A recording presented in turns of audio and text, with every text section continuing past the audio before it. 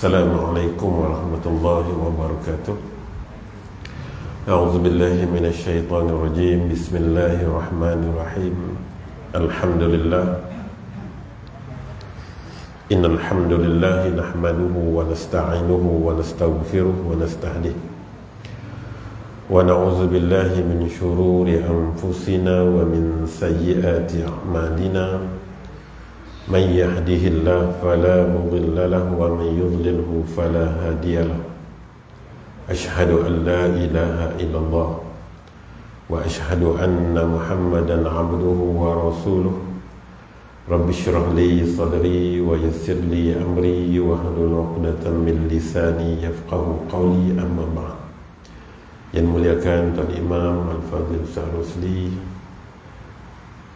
Tuan Bilal, Tuan Syekh Ahli Jawatan Kuasa Masjid, muslimin muslimat, mudah-mudahan dirahmati Allah sekalian. Alhamdulillah, sebagai permulaannya kita memanjatkan kesyukuran kepada Allah Subhanahu wa taala kerana dengan izin dan limpah kurnia Allah Subhanahu wa taala, Allah memberikan kepada kita kesempatan, masa, peluang untuk kita sama-sama melaksanakan solat subuh secara berjemaah, dan kita mengisi ruang yang ada dengan sedikit pengisian rohani sebagai meneruskan kehidupan kita di atas muka bumi ini untuk kita melaksanakan ubudiyah kita kepada Allah Subhanahu wa taala. Kita bersyukur kepada Allah Subhanahu wa taala yang telah memberikan kepada kita bermacam-macam nikmat. Maka dengan nikmat itu memudahkan kita melaksanakan tugas dan tanggungjawab kita sebagai hamba Allah. Maka ucapan yang paling layak dan paling selalu kita nak kena sebut, iaitu ucapan yang sempurna, iaitu ucapan Alhamdulillah. Dan yang keduanya, kita panjatkan selawat dan salam kepada junjungan besar Nabi kita Muhammad sallallahu alaihi wasallam, manusia yang terbaik, yang paling suci jalur nasabnya, sempurna akhlak dan jasadnya. Dan Allah Subhanahu wa taala telah menjadikan dia sebagai pemimpin anak Adam pada hari kiamat. Maka kita sebagai pengikut Nabi sallallahu alaihi wasallam, kita nak kena banyak mengucapkan selawat dan salam kepada baginda. Allahumma salli ala Muhammad wa ala ali Muhammad. Tuan-tuan dan puan-puan, muslimin muslimat yang dirahmati Allah sekalian, insya-Allah pada pagi ini kita akan sambung perbahasan kita tentang kisah para rasul, para nabi dan juga para rasul. Dan kita masih lagi menyebut tentang secara umumnya tentang nabi-nabi yang dinyatakan di dalam Al-Quran dan juga dalam hadis baginda Nabi sallallahu alaihi wasallam. Kita belum masuk kepada pendetailan kepada setiap daripada nabi-nabi yang ada di dalam Al-Quran dan juga hadis baginda Nabi sallallahu alaihi wasallam. Jadi pada pagi ini insya-Allah kita akan sambung perbahasan kita tentang, kita berhenti dulu, kita menyebut tentang Nabi Ibrahim alaihi salam. Bagaimana Nabi Ibrahim dia selepas diselamatkan oleh Allah Subhanahu wa taala daripada bakaran api yang dilakukan oleh Namrud. Kemudian selepas itu dia pun berhijrah sampai ke Palestin, kemudian keluar daripada Palestin menuju ke Mesir dan sebagainya. Jadi kemudian sebelum pada itu dia berkahwin dengan Sarah. Kemudian sampai di Mesir berlaku satu peristiwa dengan Raja Mesir pada waktu itu. Kemudian berlaku satu peristiwa itu menyebabkan Sarah berdoa, dan berlakulah seperti mana peristiwa yang kita sebutkan pada pertemuan kita yang lalu. Jadi oleh kerana Raja Mesir ni dia takut, maka dia pun menghadiahkan kepada Sarah ni seorang hamba wanita. Tujuan dia apa dia? Tujuan dia untuk mengambil hati Sarah ni supaya tidak lagi berdoa keburukan kepada dia. Jadi oleh kerana perkahwinan Nabi Ibrahim ni dengan Sayyidatina Sarah ni tidak menghasilkan zuriat, maka dia pun ataupun isterinya ni Sarah ni merelakan ataupun mengizinkan supaya Nabi Ibrahim ni berkahwin ataupun menikah dengan Hajar, Sayyidatina Hajar sebagai isteri yang kedua. Jadi tak lama kemudian Hajar pun mengandung dan seterusnya melahirkan zuriat seorang bayi lelaki yang bernama Ismail bin Ibrahim alaihissalam. Ismail bin Ibrahim alaihissalam yang kemudiannya diangkat menjadi seorang nabi. Kemudian selepas 14 tahun, selepas 14 tahun, maksudnya dalam kitab Qasasul Anbiya daripada Ibnu Katsir dan menyebutkan selepas 14 tahun kelahiran Nabi Ibrahim alaihissalam, maka Allah Subhanahu wa taala pun menganugerahkan kepada Sayyidatina Sarah dan juga Nabi Ibrahim dengan kelahiran seorang bayi lelaki yang diberikan nama sebagai Ishaq. Diberi nama dengan nama Ishaq. Jadi Nabi Ishaq lah. Sedangkan pada waktu tu umur mereka dah lanjut. Umur Nabi Ibrahim dan juga Sayyidatina Sarah ni sudah lanjut usia. Seperti mana firman Allah Subhanahu wa taala dalam surah Hud ayat yang ke-72 sampai ayat 73, a'udzubillahi minasyaitonirrajim. Qalat ya wailata a'alidu wa ana ajuz wa hadha ba'li syaikha inna hadha la syai'un ajib. Isteri yang berkata, sungguh heran, apakah aku akan melahirkan anak padahal aku adalah seorang wanita tua, dan ini suamiku pun dah dalam keadaan yang sudah tua. Sesungguhnya ini benar-benar sesuatu yang aneh, sesuatu yang pelik. Jadi kemudian malaikat pun bagi tahu kepada Sayyidatina Sarah, adakah kamu merasa heran tentang ketetapan Allah? Itu adalah rahmatullah wa barakatuhu alaikum ahlul bait. Kan dalam ayat yang ke-73, itu adalah rahmat Allah dan keberkatannya dicurahkan ke atas kamu, wahai ahlul bait, innahu hamidun majid. Sesungguhnya Allah ni maha terpuji lagi maha pemurah. Baik, seterusnya tuan-tuan dan puan-puan, ayah Nabi Ibrahim ni, sebahagian disebut ayah Nabi Ibrahim namanya Azar, ataupun ahli sejarah menamakan juga dengan nama Tarah, dengan nama Tarah. Azar ataupun Tarah ni dia ada dua orang anak.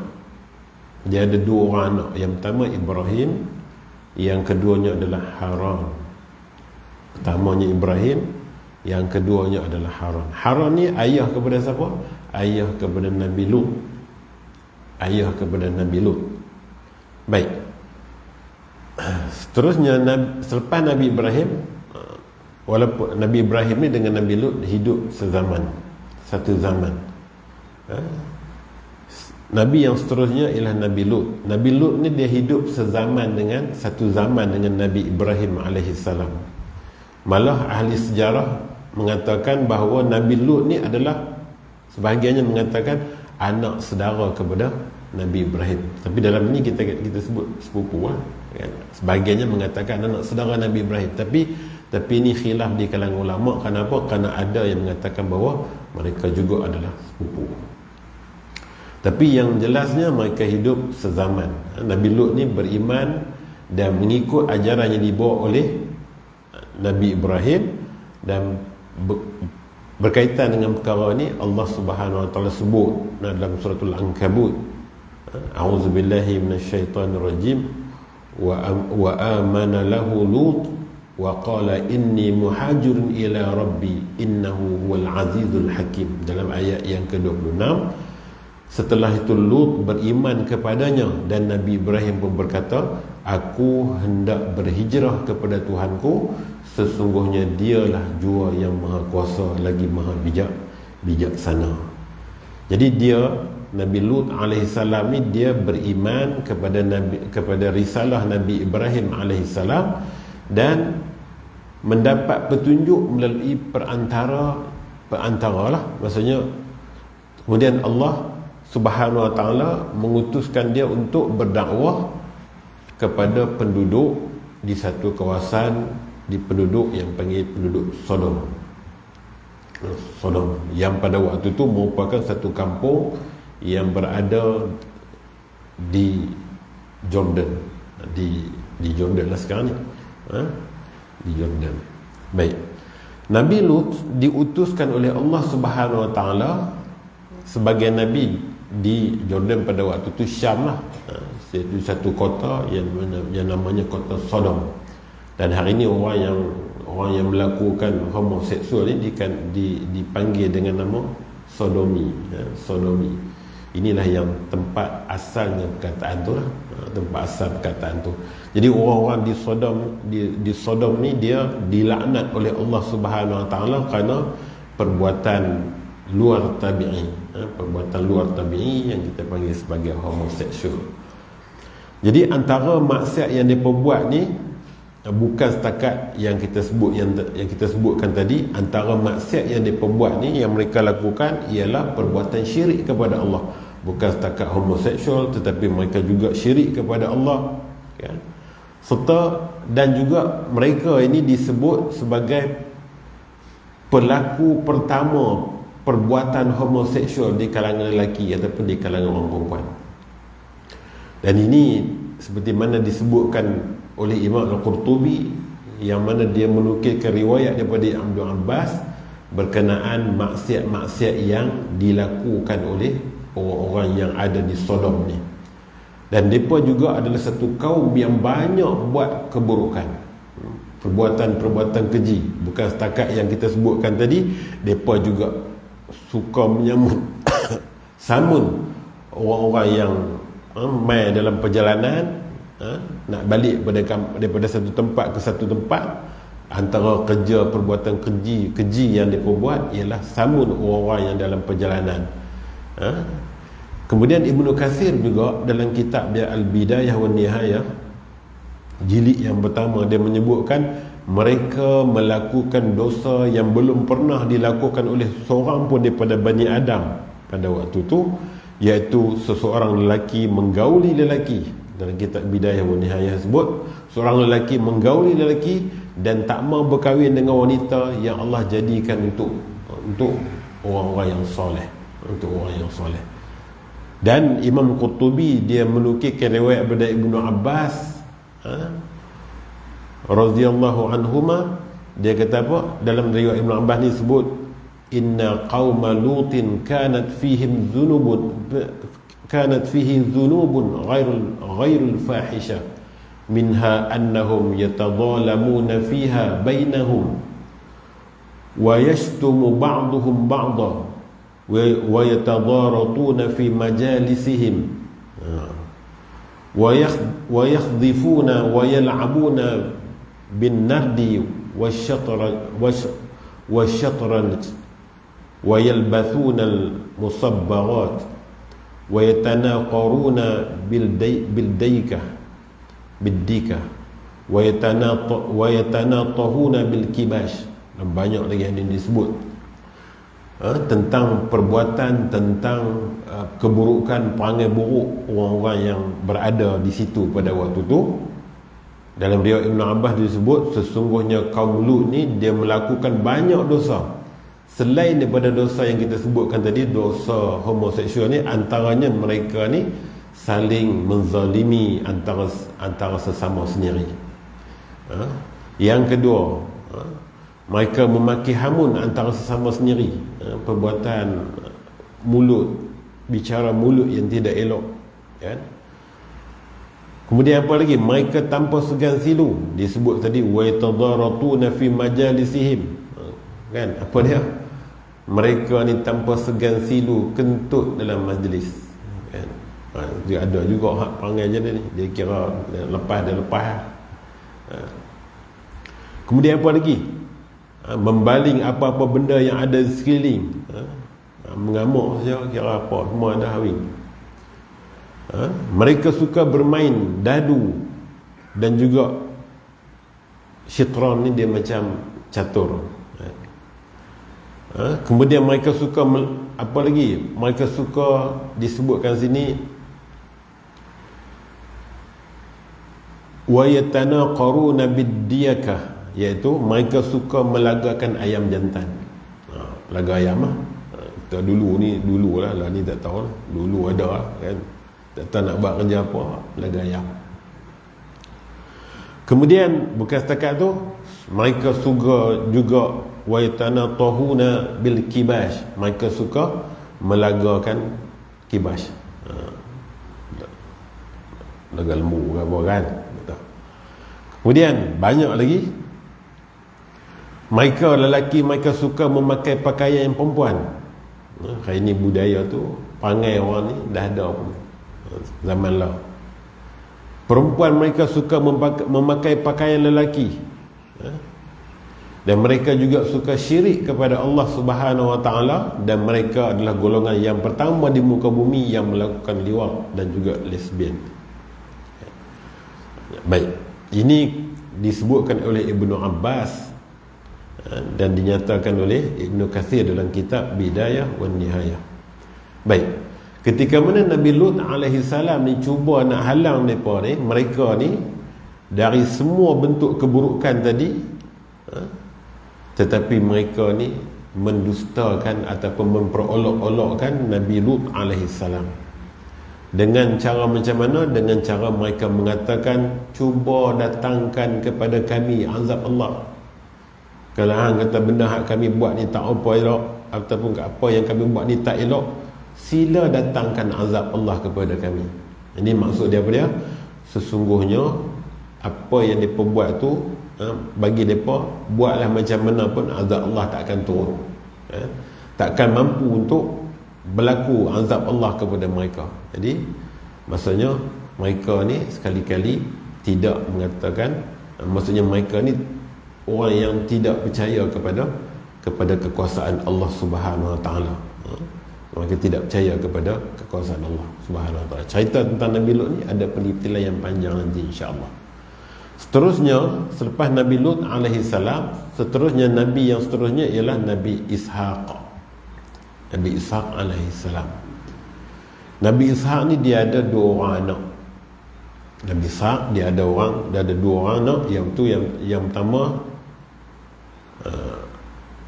disebut dengan nama Aisyu, dan yang keduanya bernama Yaqub.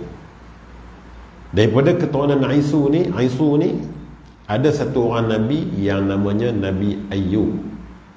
Daripada Aisyu ni ada satu orang nabi yang namanya Nabi Ayub. Malah ada yang mengatakan bahawa Ayub ni adalah anak kepada Aisyu lah. Seterusnya daripada keturunan Nabi Ayub ni ada Nabi Zulkifli. Nabi Zulkifli. Dari Nabi Yaqub pula, Nabi Yaqub ni dia kahwin dengan 4 orang isteri lah, 4 orang wanita, 4 orang isteri. Yang pertama namanya Rahil. Nama isteri Nabi Yaqub ni yang pertamanya nama Rahil. Yang kedua ni nama Zilfa. Yang ketiga nama Lia. Dan yang keempat namanya Bilha. Ini isteri Nabi Yaqub. Pertama namanya Rahil, yang kedua Zilfa, yang ketiga Lia, dan yang keempatnya ialah Bilha. Dari Rahil ni Nabi Yaqub dapat anak yang bernama Binyamin dan juga Yusuf.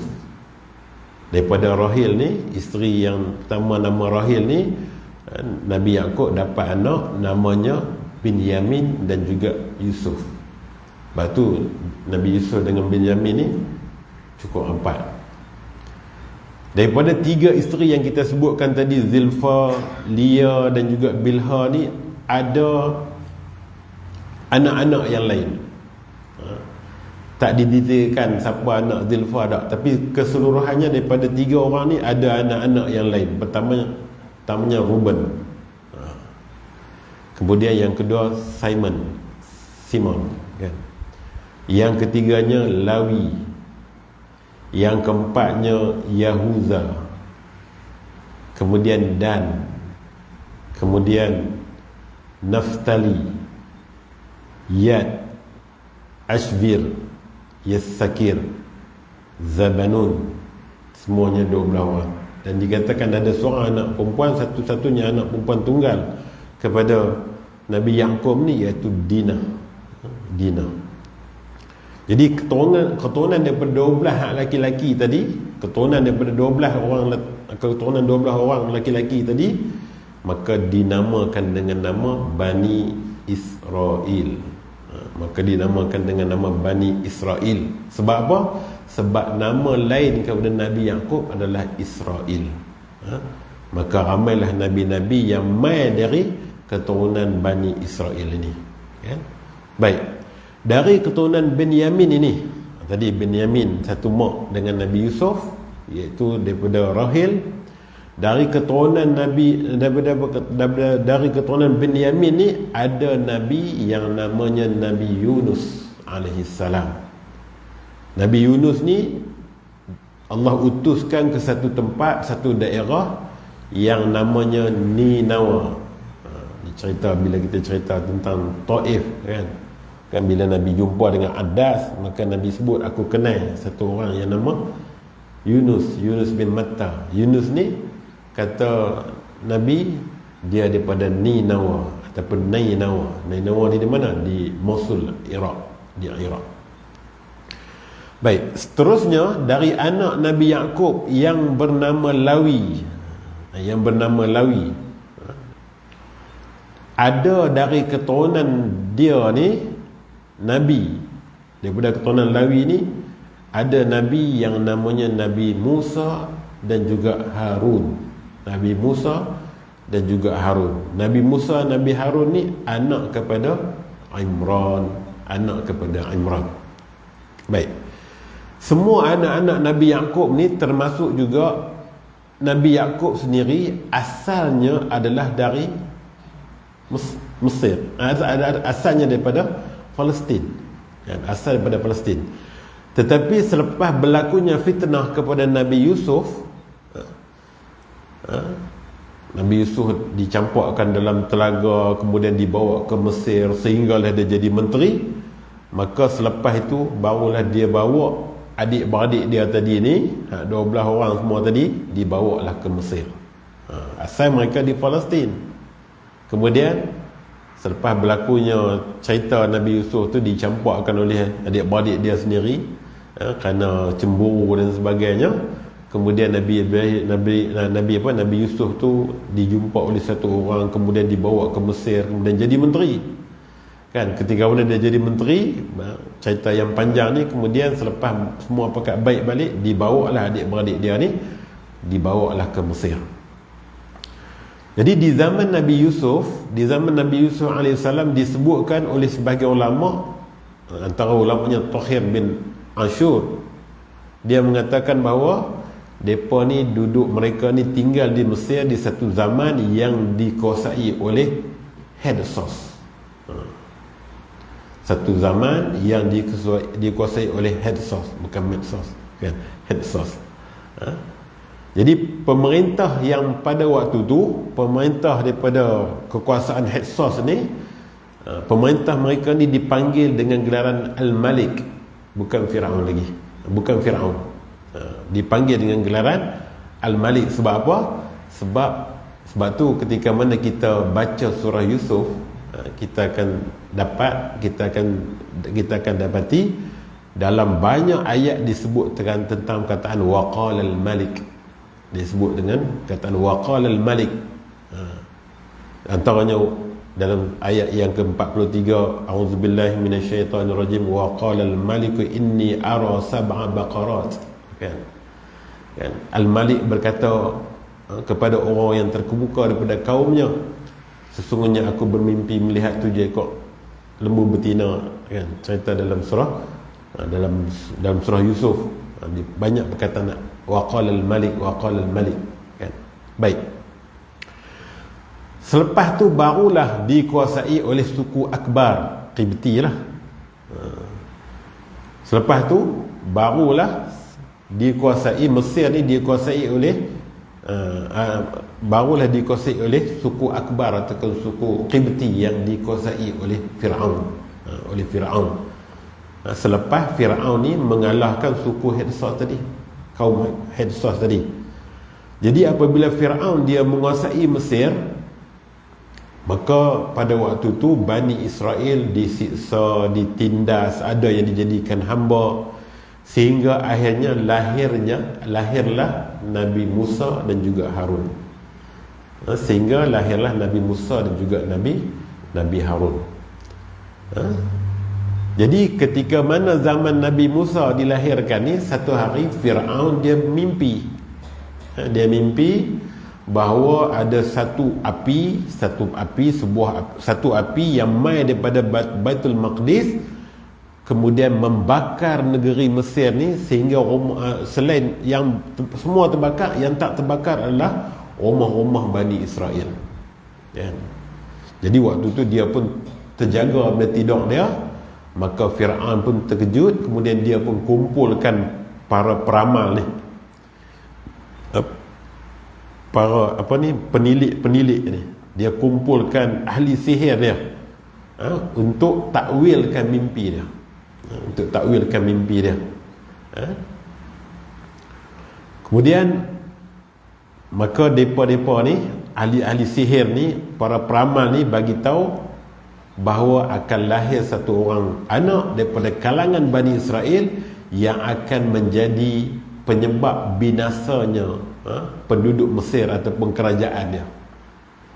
Maka Firaun pun dia rasa takut, dia percaya dengan dia Tuhan, tapi dia percaya dengan tukang sihir dia. Dia kata dia Tuhan, tapi dia percaya pula dengan tukang sihir dia. Jadi dia rasa takut kepada mimpi-mimpi dia, maka dia pun perintahkan untuk sembelih ataupun bunuh anak-anak lelaki Bani Israel kerana takut kepada kelahiran anak yang dimaksudkan ini. Dan ada juga pendapat tuan-tuan dan puan-puan yang mendorong Firaun ni melakukan perbuatan buruk ni adalah kerana berita yang sampai kepada dia daripada Bani Israel. Ni sebahagian pendapat lagi. Dia buat benda ni kerana ada berita yang sampai kepadanya daripada Bani Israel bahawa nanti ni akan muncul daripada kalangan Bani Israel ni satu orang anak yang menjadi penyebab hancurnya kerajaan Mesir. Jadi berita ni masyhur di kalangan Bani Israel, sampai tersebar di kalangan orang-orang Qibti, orang Mesir ni, dan sampailah berita tu ke telinga Firaun. Ini pandangan ni tuan-tuan boleh tengok dalam kitab Qasasul Anbiya Ibnu Kathir sebut tentang perkara ni. Bukan cerita bab peramal tadi. Ni cerita orang Bani Israel duk cerita sampai kepada orang Mesir, kemudian berita ni sampai ke telinga Firaun. Baik. Nabi Harun lahir sebelum Nabi Musa. Jadi dia selamat daripada peristiwa ni. Ada kata setelah Nabi Musa. Jadi dia selamat daripada peristiwa ni kerana peristiwa pembunuhan anak-anak lelaki ni berlaku pada waktu mana tahun kelahiran Nabi Musa alaihi salam. Maka mak Nabi Musa ni dia takut kalau anak dia ni dibunuh, sampai dia memilih untuk meletakkan anak dia ni di tempat yang jauh daripada jangkauan tentera Firaun yang pada waktu tu sentiasa sentiasa menanti ataupun duk cari anak-anak Bani Israel yang laki-laki ni untuk dibunuh. Maka Allah ilhamkan kepada mak Nabi Musa ni untuk susukan dia, kemudian letakkan dia dalam peti. Kemudian peti itu diletakkan di sungai ketika mana tentera Firaun ni mai ke rumah mereka. Sebab tu Allah sebut dalam surah Al-Qasas ayat yang ke-7, wa auhayna ila Musa an ardi'i, cerita tu. Fa idza khifti alayhi fa alqihi fil yammi wa la takhafi wa la tahzani. Dan kami ilhamkan kepada ibu Musa, susulah dia, dan apabila kamu bimbang kepadanya, maka letakkanlah dia ke sungai, dan janganlah kamu bimbang dan janganlah kamu bersedih hati. Jangan kamu bersedih hati. Maka dia pun Oleh kerana ilham ni diberi ilham oleh Allah Subhanahu Wa Taala, maka dia pun siap-siapkan, sediakan peti ni yang kemudian diikat dengan tali. Kemudian dia pun menyusu seperti mana yang dibacakan dalam ayat tadi. Dan pada ketika mana tentera Fir'aun mai, maka dia letakkan anak di dalam peti dan diletakkan di tepi Sungai Nil. Di tepi Sungai Nil. Waktu mana tentera Fir'aun ni mai, waktu mana tentera Fir'aun ni pi daripada rumah dia, maka dia akan tarik balik peti tu. Dia akan tarik balik peti tu, sehinggalah satu hari, satu ketika, mak Nabi Musa ni lupa ikat peti tu. Lupa ikat peti dengan tali, maka peti itu dibawa oleh arus. Peti itu dibawa oleh arus, berjalan. Sedangkan pada waktu itu mak Nabi Musa suruh saudari dia, kakak dia lah, yang perempuan ni, tengok perhati pi mana peti ni, pi mana. Peti ni dia dah duduk dalam sungai ni, bergerak, dibawa oleh arus, sehingga kemudian peti ni terbawa ke arah istana Fir'aun, yang pada waktu tu istana Fir'aun ni dekat dengan Sungai Nil. Orang duk carilah di mana istana Fir'aun dekat Sungai Nil, tak jumpa. Dulu ni kawasan lembah dan kawasan tu adalah kawasan sungai dulu ni, tapi lah ni tak nampak dah. Sebab tu kalau kita lalu, kita pergi ke sana, ada seolah-olah macam satu aliran kan sungai. Kalau pilar ni cari tak jumpa lah, sebab dah tak ada dah sungai tu. Baik. Jadi sampailah dibawa kepada istana, dekat dengan istana Fir'aun, yang pada waktu itu istana Fir'aun ni dekat dengan Sungai Nil. Jadi ketika mana kakak Nabi Musa ni tengok peti tu mengarah ke arah istana, maka dia pun cepat-cepat bagi tahu kepada mak Nabi Musa ni, untuk bagi tahu, kata, oh, peti ni dah sampai dekat istana Fir'aun. Jadi mak Nabi Musa jadi lagi rasa susah hati. Dia seolah-olah macam dia nak bagi tahu, anak aku kan. Tapi waktu mana sampai dekat istana Fir'aun ni, isteri Fir'aun, Asiyah kan, Asiyah ni isteri Fir'aun ni, dia pun pada waktu takdir ni takdir Allah. Allah susun semua ni dengan takdir Allah. Dia pun pada waktu tu dia duduk berjalan di kebun, di laman istana dia, berjalan di belakang, dan di depan dia tu adalah pelayan-pelayan dia di belakang. Maka Asiyah ni tengok satu peti dekat dengan pinggir Sungai Nil di hujung istana dia, maka dia pun suruhlah pelayan-pelayan dia ni bawa peti tu. Mereka ni tak berani buka sehinggalah sampai di depan permaisuri lah, sampai di depan Asiyah. Kemudian Asiyah pun tengok dalam peti tu, dia terkejut, tengok ada budak kecil. Ada budak kecil, dan pada waktu tu Allah campurkan dalam diri dia rasa kasih kepada budak ni. Jadi pada masa yang sama, Asiyah ni adalah pada waktu tu dia wanita yang mandul. Dia mandul. Kemudian dia pun peganglah bayi ni, dia peluk, dia pegang. Kemudian dia bertekad dalam diri dia untuk jaga budak ni daripada disembelih ataupun dibunuh. Maka dibawalah kepada suami dia, dibawalah kepada suami dia dengan penuh rasa kesian. Maka disebutkan waqalatil mar'atu fir'aun qurratu 'ainin li walak, kan, dia adalah penyejuk hati bagiku dan juga bagi kamu. La taqtuluhu, kan, dia kata jangan kamu bunuh dia. Asa ayyamfa'ana aw nattakhidahu walada wa hum la yash'urun. Jangan kamu membunuhnya, mudah-mudahan dia ni bermanfaat kepada kita, atau kita ambil dia menjadi anak, kan. Jadi kita tengok di sini doa Asiyah ni, dia bukan lagi beriman pada waktu tu, tapi doa dia, sangkaan baik dia kata apa, janganlah kamu membunuhnya, mudah-mudahan dia bermanfaat kepada kita. Yang diucapkan oleh Asiyah ni betul-betul berlaku.